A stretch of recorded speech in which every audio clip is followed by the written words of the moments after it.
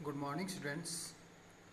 आज हम +2 शारीरिक शिक्षा में पाठ नंबर 5 में चौथा प्रश्न करते हैं। समाजीकरण का क्या अर्थ है।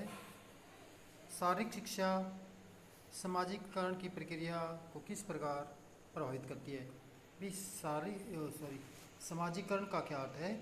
शारीरिक शिक्षा समाजीकरण की जो प्रक्रिया है उसे किस प्रकार प्रभावित करती है। समाजीकरण का अर्थ मनुष्य पैदा होने से लेकर अंत तक अपने अपने जैसों ही आचार विचार वाले जीवों के साथ रहता है। समाज से कटकर रहना उसके लिए असंभव है, इसलिए मनुष्य को सामाजिक प्राणी कहा जाता है। वह समाज की सहायता से पशु प्रवृत्ति को छोड़कर सभ्य मनुष्य बनता है। उसे समाज के प्रति अपने कर्तव्यों को निभाने की भावना विकसित होती है। इससे यह सामाजिक हितों को अपने हितों से ऊपर मानता है और सामाजिक हितों के लिए अपने हितों को कुर्बान करने के लिए पीछे नहीं हटता। अतः स्पष्ट है कि समाजीकरण सक्रिय सदस्य बनाती है। समाजीकरण के द्वारा मनुष्य स्वयं को सामाजिक वातावरण में डालना सीखता है। अरस्तु के अनुसार यह संस्कृति के बचाव के लिए सामाजिक मूल्यों को प्राप्त करने की क्रिया है।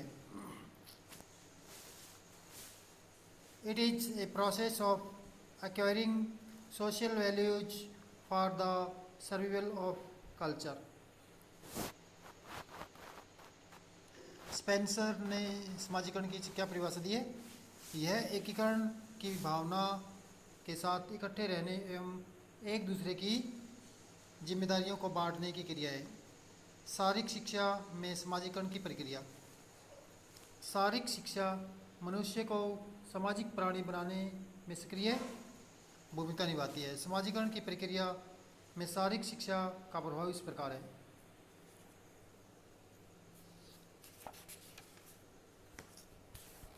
परस्पर सहयोग क्या है। परस्पर सहयोग खेलों में भाग लेने से बच्चे अनजान से भी परस्पर सहयोग करना सीख जाते हैं और मेल मिलाप की भावना से काम करते हैं। यही भावना उन्हें समाज का सक्रिय सदस्य बनाती है। दूसरा, अनुशासन। सभी खेलों में कुछ न कुछ नियम होते हैं। नियमों के अधीन रहकर मनुष्य अनुशासित होता है। सहनशीलता। सभी खेलों में एक पक्ष की हार होती है और एक पक्ष की जीत हार होती ही रहती है, जिससे खिलाड़ी सहनशील बनता है। वह जीत से अधिक खुश और हार से अत्यधिक निराश नहीं होता। सभी परिस्थितियों में समान व्यवहार। खिलाड़ी सभी परिस्थितियों में समान व्यवहार करता है। वह सुख में अधिक सुखी व दुख में अधिक दुखी नहीं होता। खेल भावना। खेलों में खिलाड़ी लड़ाई झगड़े से दूर रहकर खेल भावना सीखता है। सहयोग। खेलों से खिलाड़ी एक दूसरे में का सहयोग करने की आदत हो जाती है। वह जीवन में भी दूसरों का सहयोग करने लगता है। प्रतियोगिता। जीवन में आगे बढ़ने के लिए प्रतिस्पर्धा करनी होती है। खेल खिलाड़ियों में परस्पर प्रतियोगिता की भावना को बढ़ावा मिलता है। आदेश का पालन।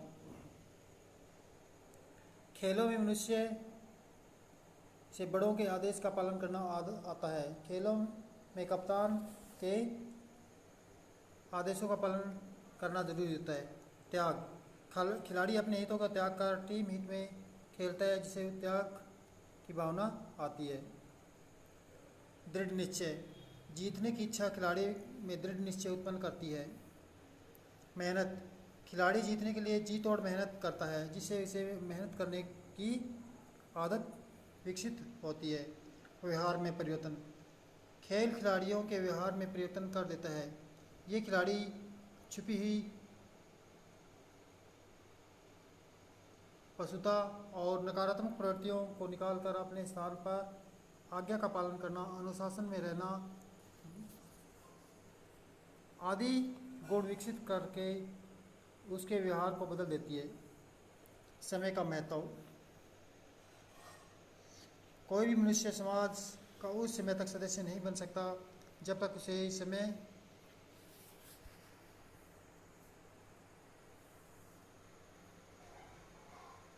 के अनुसार कार्य करने की आदत न हो।